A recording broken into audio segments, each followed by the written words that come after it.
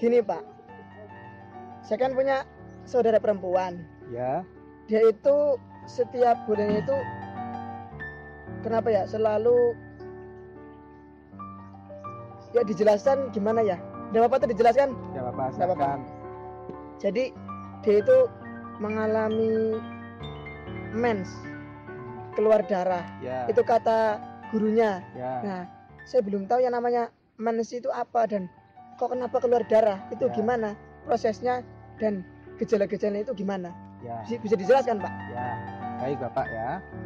Jadi menstruasi itu memang wajar terjadi pada perempuan dan biasanya berada pada usia produktif, yaitu biasanya usia di atas 13 tahun, 14 tahun dan ke atas sampai usia menopause atau usia sekitar biasanya menopause 40 tahun. Di antara usia itu biasanya memang perempuan ada mengeluarkan darah setiap bulannya yang kita sebut dengan menstruasi.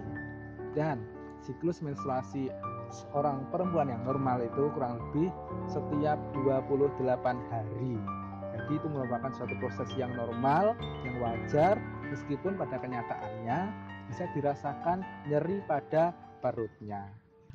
Nah, kira-kira dimulai dari umur berapa kejadian tersebut? Ya, baik. Memang di dalam referensi yang pernah kita tahu atau yang sudah ada dikatakan bahwasanya usia pertama kali menstruasi seorang itu antara orang satu dengan yang lain tidak mesti sama. Namun yang menjadi patokan adalah di mana terjadinya awal menstruasi itu karena seseorang perempuan tersebut atau seseorang tersebut dia sistem reproduksinya sudah berjalan dengan normal seperti orang dewasa dan biasanya terjadi pada usia di atas 11 tahun, ada yang 12 tahun, ada yang 13 tahun, tergantung kematangan orang tersebut. Ada seseorang yang dia memang baru matang 16 tahun baru menstruasi juga ada. Ada yang orang 10 tahun sudah menstruasi juga ada.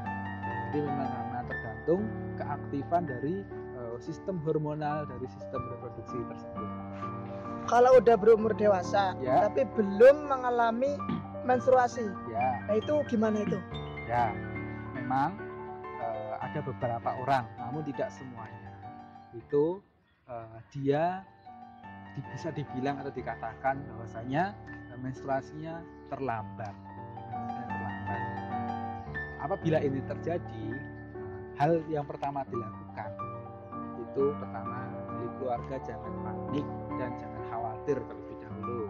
Selanjutnya nanti dari pihak keluarga atau mungkin dari pasien tersebut diperiksakan ke dokter, barangkali ada suatu kelainan di sana, entah itu berupa kelainan hormonal, entah itu berupa misalnya ada suatu tumor di sana, entah itu ada suatu himen yang himen itu adalah saluran selaput payudara yang memang menutup dan tidak membuka juga bisa.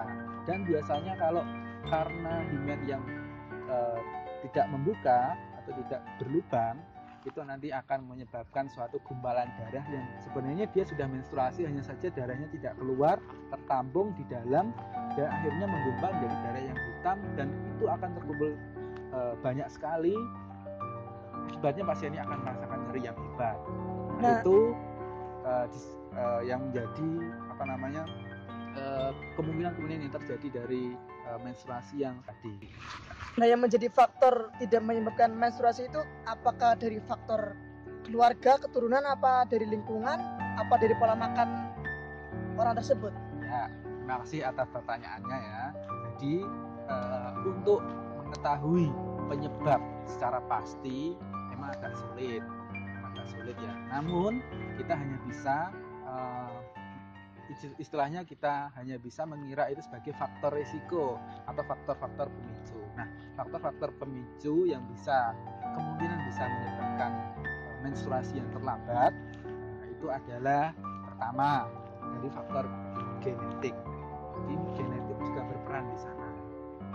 Jadi kalau misalnya ada keluarga yang sebelumnya yang pernah mengalami hal serupa, kemungkinan keturunannya akan mengalami hal hal serupa juga. Namun tentu saja kemungkinannya tetap frekuensinya kecil. Kemudian dari faktor yang paling dominan yang sering kita jumpai adalah faktor hormonal, kelainan hormonal, di mana dia di sana kalau kita pelajari lebih lanjut nanti ada hormon estrogen, progesteron. Nah, hormon-hormon tersebut dan hormon-hormon yang lainnya apabila ada gangguan akan menyebabkan salah satunya manifestasi klinis tadi berupa menstruasi yang terlambat. Kalau untuk pola makan, saya rasa tidak berhubungan secara signifikan. Jadi lebih seringnya karena pengaruh dari hormonal dan sebagian kecil karena genetik, seperti itu.